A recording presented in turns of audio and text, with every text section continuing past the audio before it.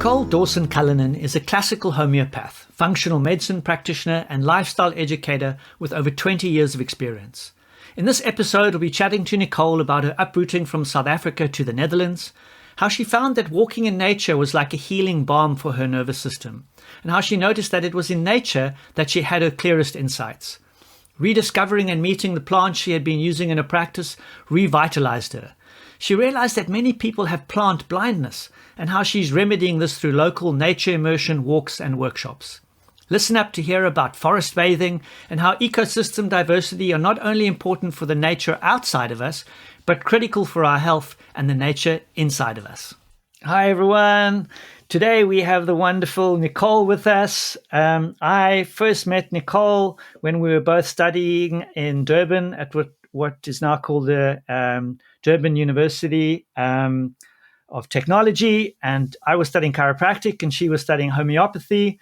She was then dating my good friend Adam, and that's how we first got to meet each other. So now, quite a few years later, I find myself in the UK, and Nicole has moved to the Netherlands about 7 years ago. And at that kind of time, I saw a shift in her practice from her more sort of classical homeopathy and functional medicine background, shifting into more, let's call it nature orientation. And Nicole, I'd love to first welcome you and then find out about that transition and how it all happened. Hi, Tim. Thanks so much for having me on your show. And a big hello to all your listeners.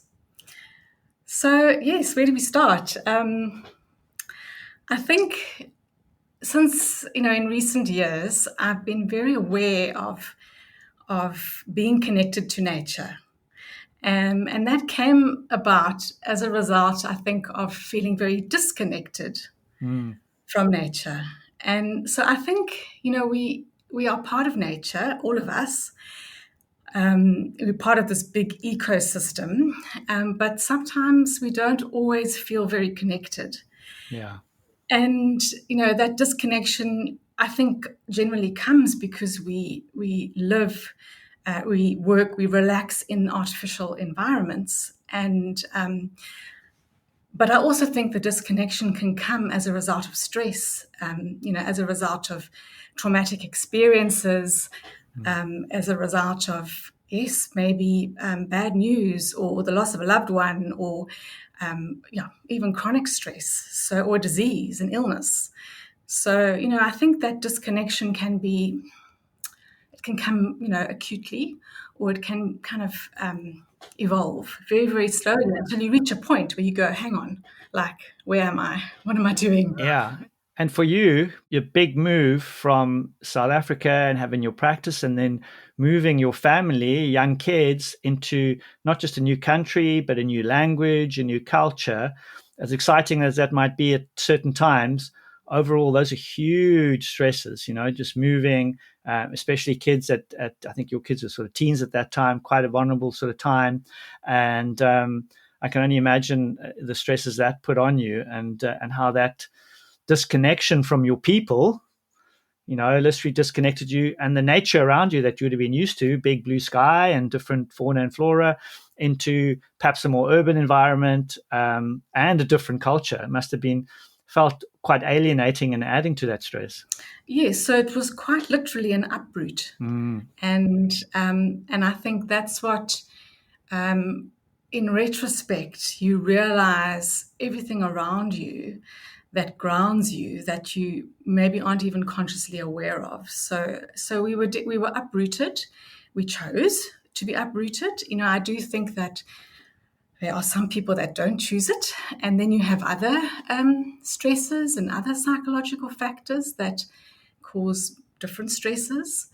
So yes, it was a big uproot as a family. I wasn't going as a single person, or we weren't going as a couple. There were four of us to manage, and yes, we went to a place that had a completely different culture, a different language, different weather.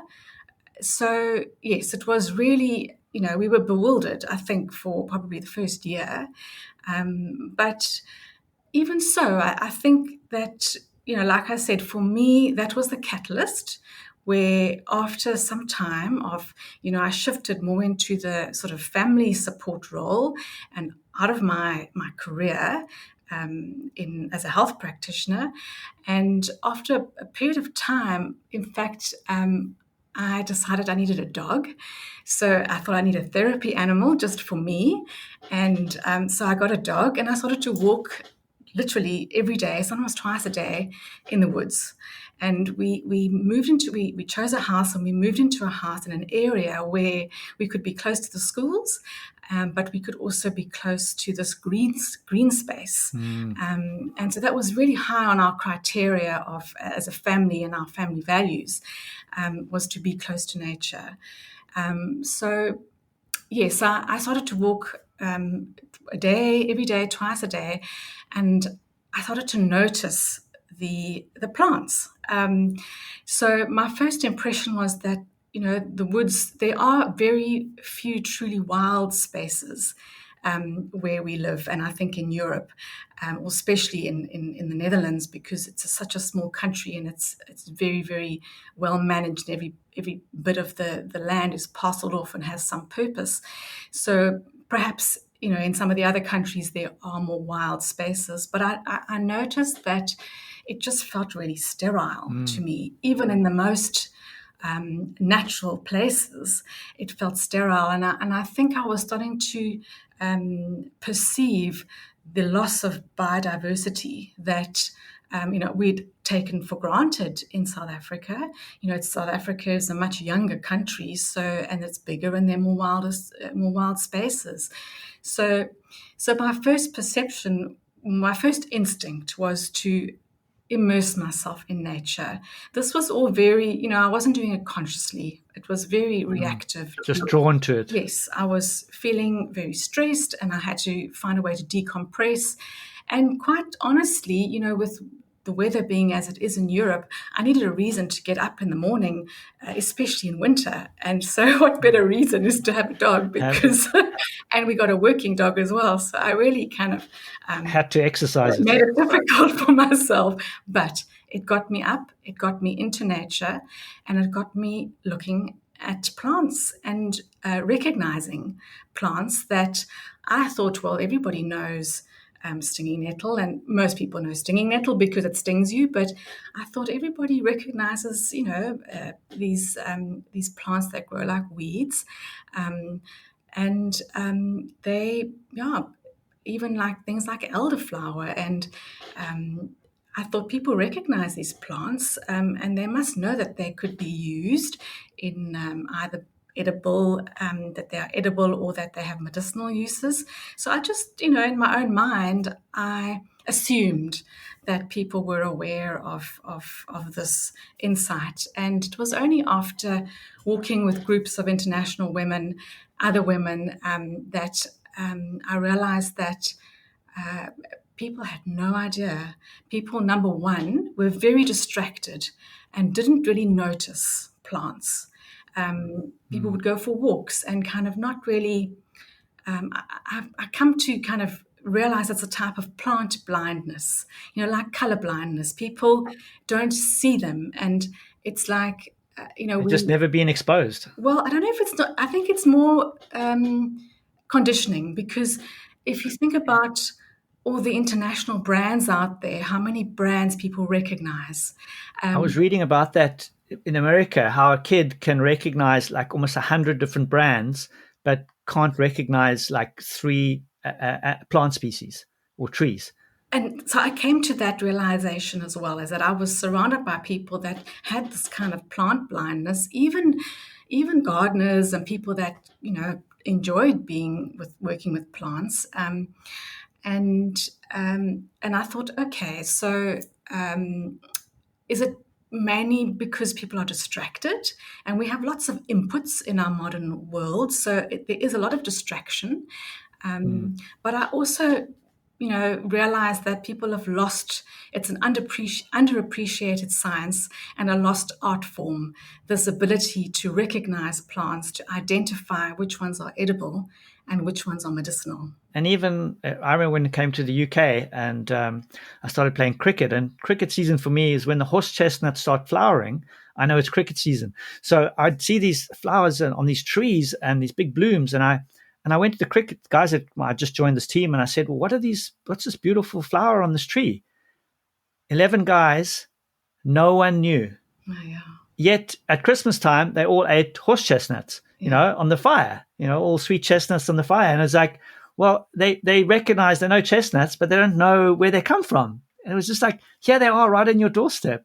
And the tune people go and harvest them and then sell them off later or keep them for themselves. But for the majority, no idea. And that's another example of the disconnect. Yeah. All these disconnects that exist with living in a modern world, and the stresses and the inputs and the triggers. It's probably almost counterproductive to be connected to the natural world. One has to almost, work in the beginning anyway. I think, you have to see it as work. But once you've rediscovered the effect that nature can have on you and on your nervous system, it makes me think of, most people know the Japanese concept of tree bathing. And it makes me think of, the tree huggers and, everyone that's considered a bit crazy by walking in forests and hugging trees.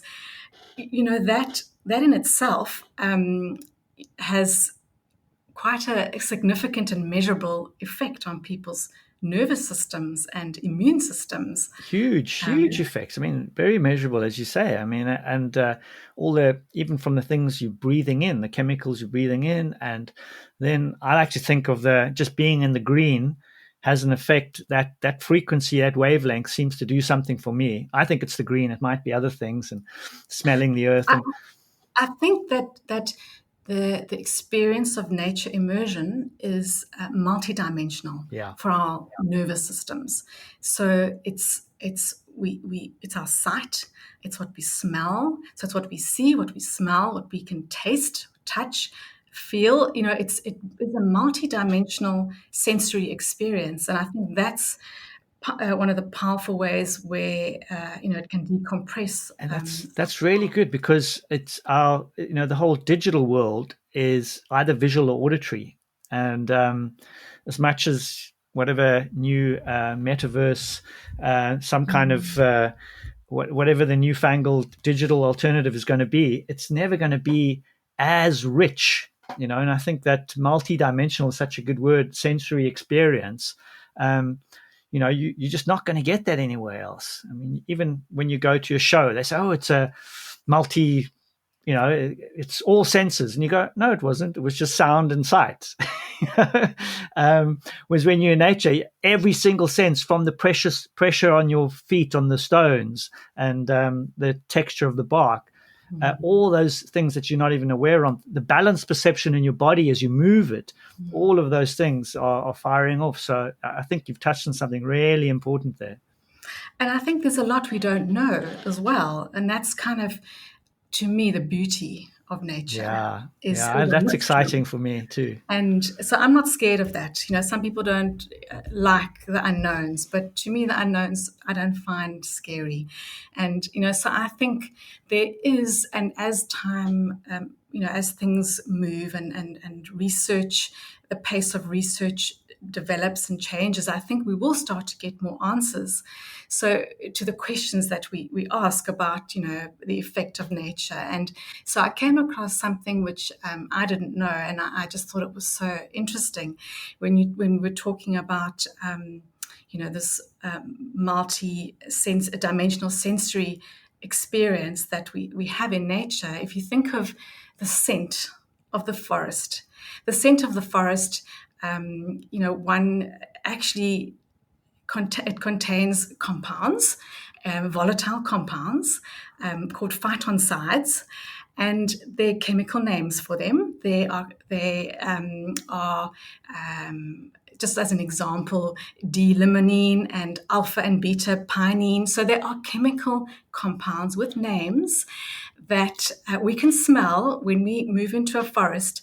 And it in fact, research is showing that these chemicals have an effect on our immune systems, in particular our natural killer cells, and the effect of breathing in the forest can have a positive effect on your immune system for 1 month afterwards.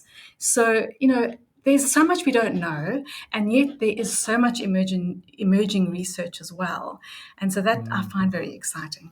Yeah, I hugely. I love hearing about those insights, and as we layer those all in, and especially that lasting benefit. So just even if you went into the forest or the woods just for, even 10, 20 minutes, half an hour, that's got to have a beneficial effect. And I think the study you're referring to is that the Japanese one when Yes. they did, I think it was 3 days and 3 nights or 3 days and 2 nights or something. And a month later, the researchers were still finding these anti-cancer benefits and all these kind of properties. So fascinating. It's truly wonderful. Yes, that's the study. And there's another one that was done in the UK in 2019, which is in Nature, the journal Nature.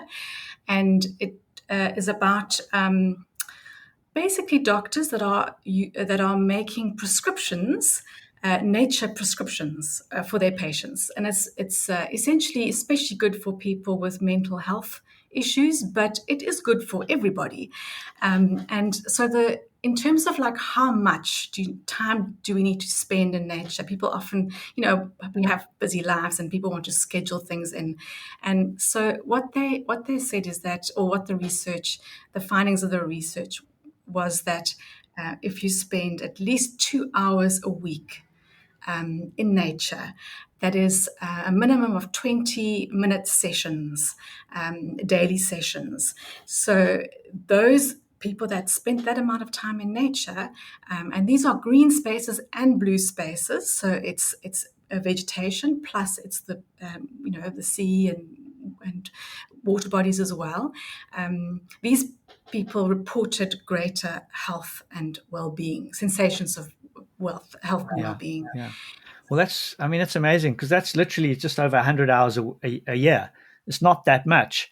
I mean, we had Robin on a couple of podcasts ago, and she was doing this challenge 1,000 hours outside, which is like tenfold, which I thought was actually quite hard. I mean, I'm out quite a bit, and that would be a good stretch, particularly with the long winters in Europe. I think in sunny countries, it would be a bit easier, but 100 hours, come on, guys, you can all do 100 hours, 20 minutes a day is certainly doable, and the benefits are huge. And, whether it's in your garden, great, but if you can get into a less sterile environment, even better. And what they say is that it doesn't matter what you do, as long as the contact with nature is meaningful. So you can be sitting on a park bench, if you are in some way not able to exercise, or, that's a hurdle for you, then sitting in nature is beneficial. You can walk the dog, like was what I was doing. You can mountain bike, you can hike up a peak, you can pretty much do whatever you want to your level, to your ability, but as long as it's meaningful contact. And meaningful, is that like just personally meaningful? Like you could have like just listening to some bird song, or having a moment, but not looking at your phone. Mindful, yes.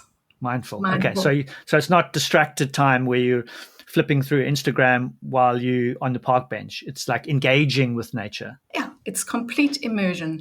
And so I think the other way that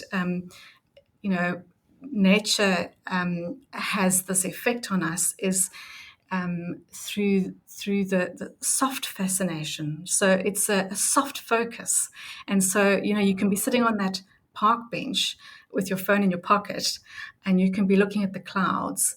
And that soft fascination is what helps the nervous system decompress, as opposed to the hard focus that you do when you concentrating, you reading a book, you working on a podcast like now, or basically working in a focused way. So So yes, mindful contact meaning, or meaningful contact in nature, meaning you're mindful, and there's an element of soft fascination. So just being in the experience, Exactly. and just experiencing the things around you. And I suppose a tip for people who are not used to doing that, maybe we touched on it earlier. Just touch on each one of those multi-dimensional areas. So, what are you seeing? What are the different things around you, the different colors, different shapes, patterns, and then what are you hearing? What are you feeling? What does the grass feel like? What is when you walk around, what is the feet, what does it feel like under your feet? Smell the flowers. What does the earth smell like? So just stimulating all of those senses, right? Yeah, yeah. I'm laughing because I think that with recently I started a series of workshops, and a lot of parents have come to me and said, "Do you do workshops for children?" And I think it's ironic because I think the parents need the workshop probably more than Workshop more than children. the kids don't need to be told flip and feel the mud in your toes. They do. They love it anyway, right? It's the parents like, get your shoes off and get squelching, Yeah. So that's just what made me think of you breaking it down was how we talk to we children. have to deconstruct it. Come on. Or what we do is like take a kid out and do this. This is the challenge for parents, is take your young kid out and just let them have a ball in nature, and whatever they do, you have to do. So if they climb the tree, you have to climb the tree. And if they take off their shoes or fall in the mud, you have to do the same. So just go back to your inner child and push it a bit. Come on. It feels counter intuitive, and that's, I think, the stresses of And the I think modern that's the world. wonder. The kids bring that wonder and that playfulness in nature. And there's so much for us to do in nature and to engage. And wow, I have a distinct memory of my daughter Lucy when I used to take her out at least once a week. And I used to take a whole day off and just spend with her before she went to school. And we'd go out into nature. And I remember once we were walking along and there was this very big slug walking across the path. And she just went down and she just looked at this thing. And then she touched its little antenna and it shrinked back. And it was about half an hour. And she just was just absolutely, and she was looking and she like asked a couple of questions, and then I said, okay, well, maybe we should go on walking now.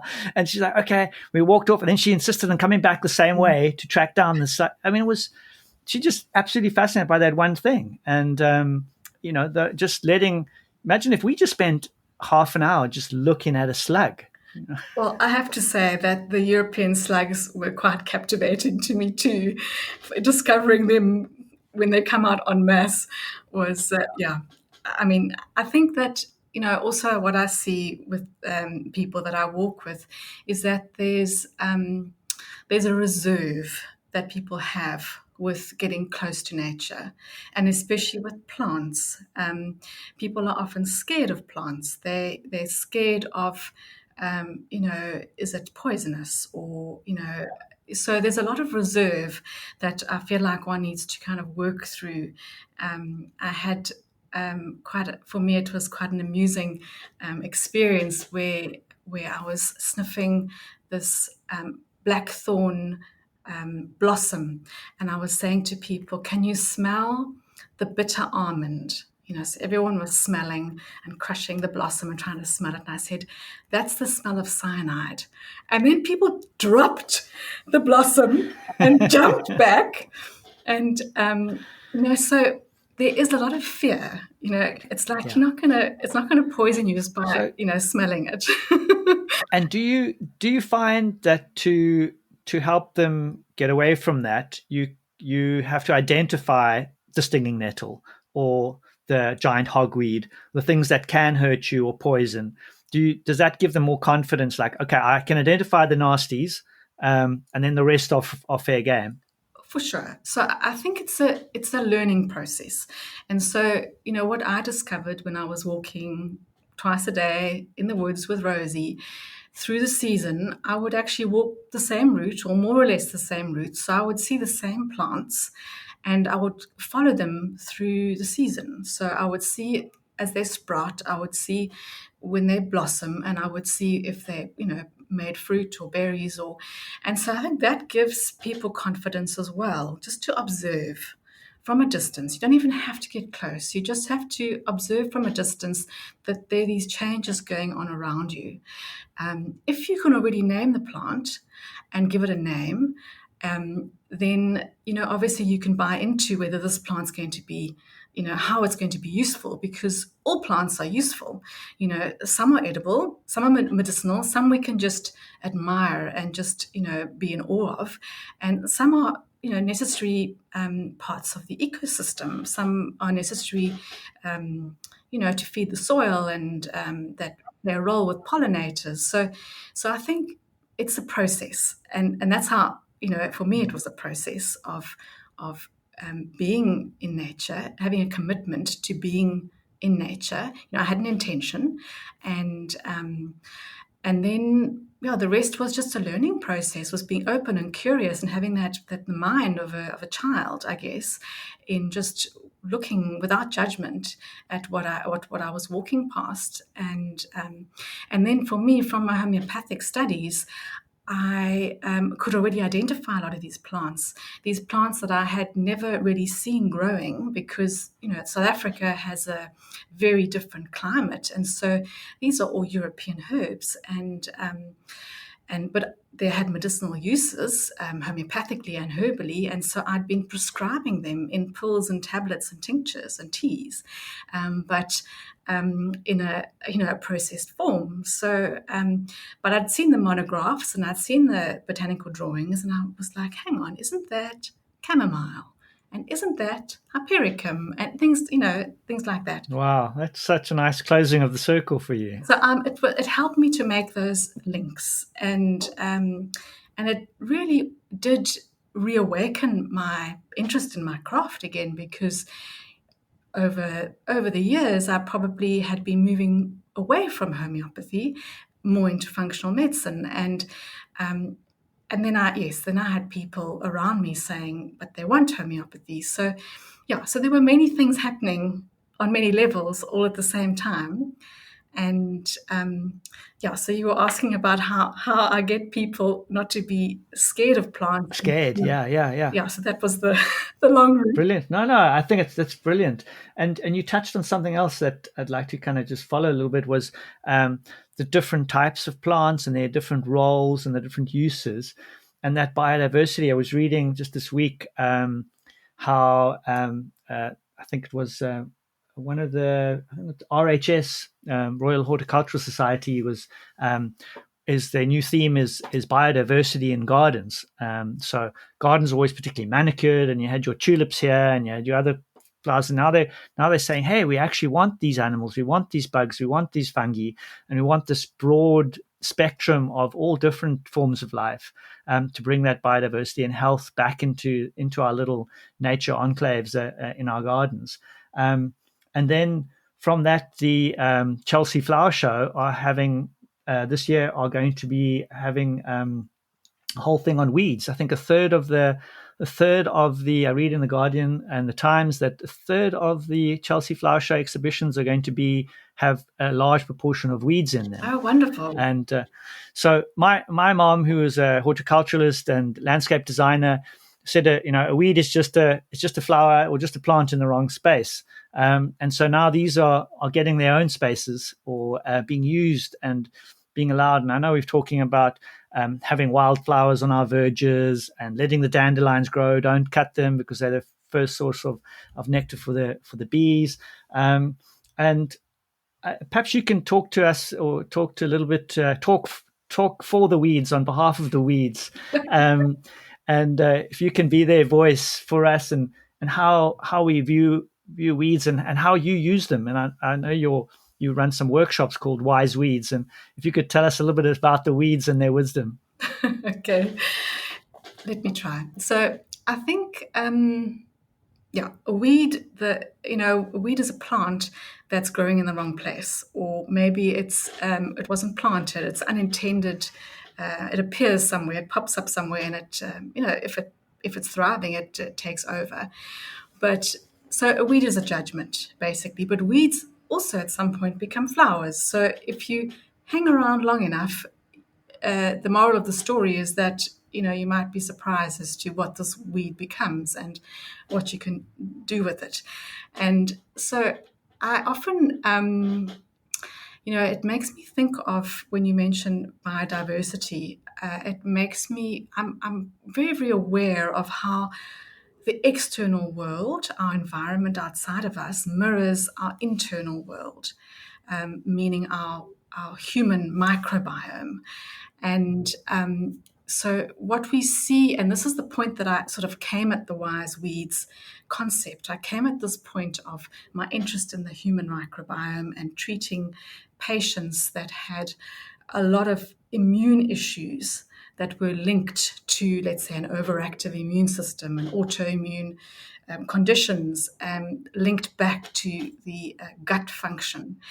And that links back to our diet, really. And so, our microbiome is an ecosystem of bacteria, both good and bad, and microbes, not just bacteria, but a whole ecosystem. And they feed off the food we eat.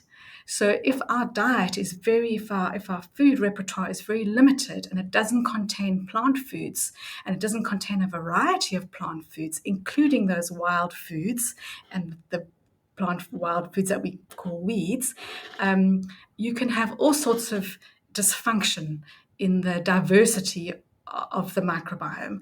So that's how I came at this. I am walking in the woods with the dog, having been, treating patients with a lot of gut dysfunction and autoimmune disease, and advising people to eat a plant-based diet, meaning not vegetarian or vegan, but just a diet that is high in plant foods, but also prescribing herbs and homeopathic remedies and supplements and that type of thing.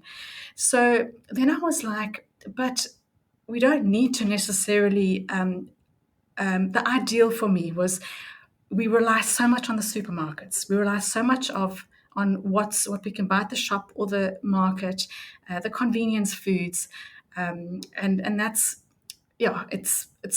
we need those conveniences in this modern world, but how is there a way that we can almost get the best of both worlds, where we can utilize the conveniences that are there in an ethical way, but also pay attention to our environment outside and the diversity that is needed for both the environment and our dietary health. That's such a great insight, really. The ecosystem analogies, and well, they're not analogies, they are. I was thinking while you were saying, if you go into a monoculture forest, it's sterile. I mean, you don't find squirrels in a monoculture pine forest. You just don't. And very few birds and very few invertebrates. So, the same in our guts. If you've got a predominance of one type of bacteria, it's going to be sterile and you're going to get ill. So I think that's just brilliant insight, and having that biodiversity is what we're looking for. So yeah, I think it's very clever. And so that's where I know you asked me about Wise Weeds and all of that, but I just feel like I keep revisiting this theme of reconnection with nature, and how on so many levels connection is essential for health. Health within an ecosystem, health within our gut microbiome, just on so many levels. So I think that, if I think about weeds, okay, they have purpose, okay. Some of them can be food for us. Some of them are edible. Some of them are just food for the other creatures in the ecosystem. Some of them are medicinal. Some of them are toxic. Mm-hmm. And so that's where it's really, really important to be informed when it comes to, in the Netherlands, you're not allowed to forage. Wild picking is illegal. Oh, wow. It's considered poaching. So here, foraging is for me, it's a purely recreational thing where you're just looking. You're not touching. Well, you can touch, but you're not picking. Yeah. So in other parts of the world, there's lots of wild spaces, and you are allowed to forage. So for here, it's a little bit artificial. But I think it's still important to get out into nature and still identify and connect with what's around us, and then possibly bring things into your own gardens, onto your own verges. That would be the ideal, would be to bring these things, these wild plants, into your own space. And they grow so. I mean, the reason they're called weeds because they grow so easily, and they're super resilient, right? It's like they don't need any care. You don't have to worry about if you have the right loam to soil mixture. It's just in the right hothouse conditions. It's just like you put them in, they're going to grow, and they're going to grow like crazy. If anything, you're going to have to make sure they don't grow too mad. And I've tried to transplant some weeds, and my experience is that they grow where they want to grow. And isn't that like for all of us? It's just like we're going to grow where we're going to grow, and one man's compost is another man's shit, and it's just like, so it's just I think that's so good. And I love the when you were saying the connections, and I think what you're doing with your workshop is providing social connection too. And to me, the idea of you walking around, and I'm presuming it's mostly women walking around in a little gaggle, yakking away, and then you pointing out, and then bringing them all around, and there's this whole kind of thing, which is like, just I think very kind of primal, isn't it? It's like, is that very typically, often in cultures, it's the women who do the foraging, and they would be out there, and they knew exactly what to do, and they would have their little jokes and tease each other about how useless their men were at hunting, and I'm sure that still goes on today.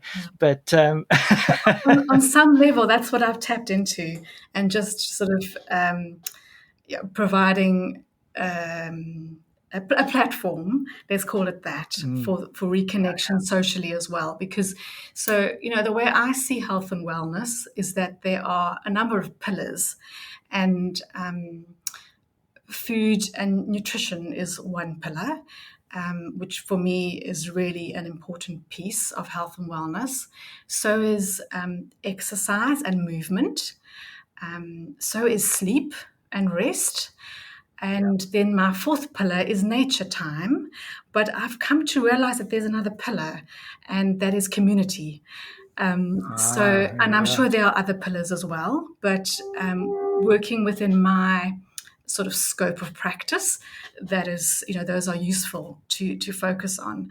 But you can do all of those. If you're taking out a group of people in, you get the community, the nature, exercise, movement, food, and nutrition, and I can bet you that night they're going to sleep better too. Well, you know what? The weather's been so really dismal here that it's challenging. There hasn't been much walking. We kind of nip out with the last time was with raincoats.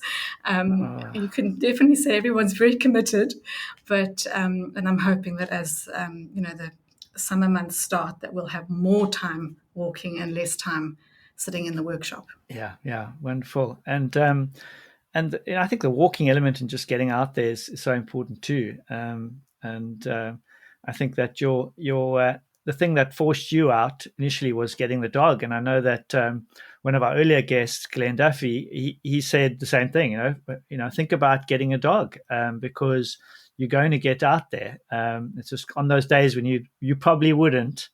And it's not a bit miserable out, or it's a bit late, and you're out there and you're getting that that half an hour outside every day, or twice a day if you're lucky. And it's very difficult to say no to that face looking at you. Exactly. So, suddenly it's like, there's the connection again. You look into the eyes of your animal and you have that connection, which is so healing. Yeah, and that's interspecies connection, and we have it with animals, but there's some of us who have it with plants as well, and can feel that too, and the connection with those, and I guess that's the tree huggers out there will hear me, and others will be be looking and going, who the heck are Well, these I guys? definitely, as I was preparing a little bit for the podcast, I had a realization about how community is that fourth or fifth pillar of health and wellness, and how the plants were my community for a while. I mean, they still are, but I Yeah. have connections with other with humans as well. But I often look at, like, for instance, a violet, the three-color violet, and to me they look like little faces. I just so I really I feel like the more you look at nature, firstly, nature is just so beautiful, and I started to take a lot of photographs. So, and it just was so easy. There's no posing. It's just, nature is absolutely perfect and beautiful as it is. And so, I started to take pictures of everything that I saw, and sort of I've amassed quite a gallery full of plants. And I still take pictures of plants, but that's also, I guess, the norm, the norm of the world that we live in with smartphones and cameras. But I think that yes, plants themselves are so they all offer something unique. They all, and that's where I kind of coined the term the wise weed, because these plants have wisdom. They might just look like a weed growing out of a crack in the cement, but here we have this three-color violet, or this wild violet, for instance, that actually has medicinal properties. Firstly, it's edible, but it's also medicinal, and then you can go back into all the sort of folklore and history, and wild violets are also called heart's ease, and they're purple, and the purple is a plant pigment which acts like an antioxidant. So they're anthocyanins, and anthocyanins are known to be powerful antioxidants on our circulatory system, in particular, our brain. Wow. And so when you have in our heart, so when you have a situation of, when you're feeling stressed and you need to ease your tension, then in the olden days, when they used herbs as their first medicine, someone might have said, well, try the heart's ease as a calming medicine, and so it just strikes me that what they knew then is still valid. What we know now is, we can add to things, and so for me, I have a really strong interest in plant pigments and plant phytochemicals that have medicinal properties. They work like antioxidants, a lot of them, and each color of the rainbow has a different function. Different nutritional function, as with food. Food has eating the rainbow. Exactly. So the rainbow diet is something which for a long time I've recommended to my patients, but I've taken it now one step further, where yes, you try to eat all the different colors of the rainbow from a diverse variety of plant foods, but you can also now include wild foods. And it just, for me, it's so amazing to see the color that comes in these weeds, like the wild violet, which is purple, and the I just think of the Dutch word now, the dandelion, which is yellow, and you get all these different colors that come through, and they're cocktails of chemicals. Herbs, the herbs per se are cocktails of chemicals, but these foods that we know that have medicinal properties, they're even more unique and potent in their ability to heal us. And something about when they come from a sort of a natural source, I think they imbibe some kind of vital essence too, right? Is some kind of they seem to be more powerful when you can have them in the natural state, as opposed to kind of being sitting on a shelf for a while, or if refrigerated. So brilliant, Nicole! It's been so great having you on. We're running towards the end of our time, and I just want to close with. Plants have wisdom, and in chiropractic we talk about an innate intelligence, which we nicely refer to in the human body. But I always think of it as I like to call it a non-brain intelligence. And plants have a huge amount of intelligence, and with that, a wisdom that we can't even appreciate through our own our so-called super intelligent brains. And I think that wisdom is there in our bodies, but it's also there in the plants around us. And when we can learn how to use those, and how some of the ancient wisdom, which our forebears knew, and start to combine that with some of the we know that they work. We didn't know how they worked, and now we can combine those. And with people like yourself, extra knowledge, putting those together to help us just retain balance or return to balance.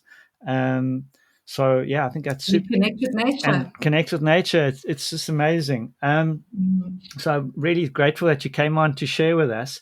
I know you do one-on-one sessions in more kind of therapeutic environment, consultations, as well as your groups that you do. And I know that you're working on some recipes. So everyone, look out for Nicole's recipes. I'm going to leave her details in the show notes so that you can perhaps join her on Facebook. Look out for those recipes, and maybe if we're lucky enough, a recipe book in the making, and then just connect with her Wise Weeds and learn a bit more. So look out for that, and we'll leave you all that information. Nicole, thank you so much for joining us. It's been thrilling to see you again, and to listen to your journey. And I'm sure it's been hugely inspiring. And come on, guys, at least 100 hours. You can get out there, think about getting a dog, learn some plant names, and reconnect to nature. Yeah. Thanks so much. Thank you so much, Tim. It's been great. Take care. Awesome, man. Brilliant. Thanks for joining us, and I hope you got some insights today on how important it is to get outside every day. I've included Nicole's details and website in the show notes. You'll also find a link there to her Smart Immunity Handbook on how to reset and reboot your immune system with food. A great resource. Check it out. Please share this episode with your community. Nature is calling. Just take a little time to listen. Till next time.